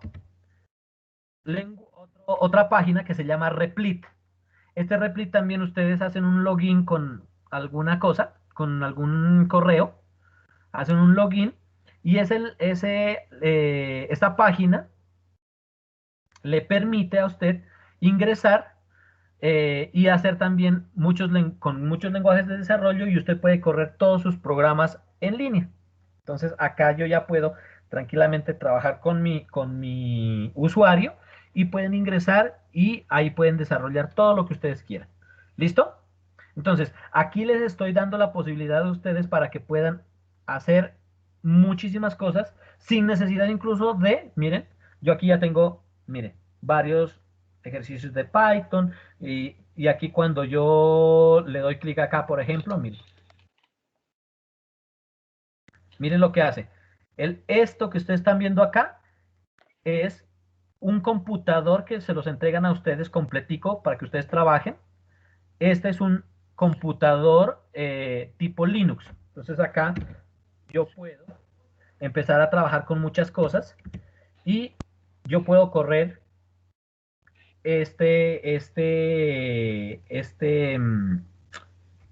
¿cómo se llama este programita? Lo puedo correr acá y se me va a ejecutar acá y no tiene ningún tipo de problema. ¿Listo? Entonces, es bastante sencillo de trabajar, es muy fácil, pero ustedes ya tienen que empezar a mirar cómo funciona. ¿Listo? Miren, por ejemplo, acá yo ya hice este ejercicio muy sencillo. Digita el radio de un círculo, le digo 10. El área del círculo es 314. ¿Listo? Miren lo fácil que es hacer acá las cosas. ¿Listo, señores? ¿Alguna duda, pregunta, inquietud? Profe, una información. Chicos, para los que estaban solicitando el correo del profe, ya lo escribí en el chat para que lo copien, por favor. Ah, bueno, sí. Por favor. ¿Listo? Muchas gracias. Aunque, ojo que yo en las diapositivas, en la primera diapositiva siempre está mi correo, ¿no? Mi correo. Entonces, ojo con eso. Listo, señores. Entonces, por favor, en estos 5 minuticos ingresemos a la asistencia, por favor. Démosle clic en la asistencia y si alguno tiene algún tipo de problema, me cuenta, por favor. ¿Listo? Vale, profe. Señores, nos vemos el día lunes 6 de la tarde, por favor. Bueno, muy juiciosos. Profe, muchas gracias. Gracias. Bueno, señores, espero. Gracias, profesor. Hasta luego. Gracias, profe. Cuídense mucho. Felicidades. Que estén muy bien. ¿Alguno tiene problema? Me Profe. cuenta, por favor. El plazo para finalizar el reto 1 es hasta el miércoles, ¿cierto? Es hasta el miércoles. Sí, yo les estoy dando hasta el miércoles para que tengan tiempito. Ok, gracias, profesor. ¿Listo? Que pase buena noche. Bueno. Profe, yo tengo una inquietud por la parte del correo institucional. Señor. ¿Uno lo genera o la institución lo genera uno? Se lo genera uno. Usted lo genera y usted ya debe tenerlo. Sí, porque yo estoy entrando a la plataforma con nombre y contraseña, pero la verdad no he hallado el correo en sí. Ah, bueno, mire, no, fácil. Entre por Google y dígale qué es, entrar a Office 365. Office.com. Sí, o Office.com. ¿Listo? Ok, ingeniero. ¿Y hay que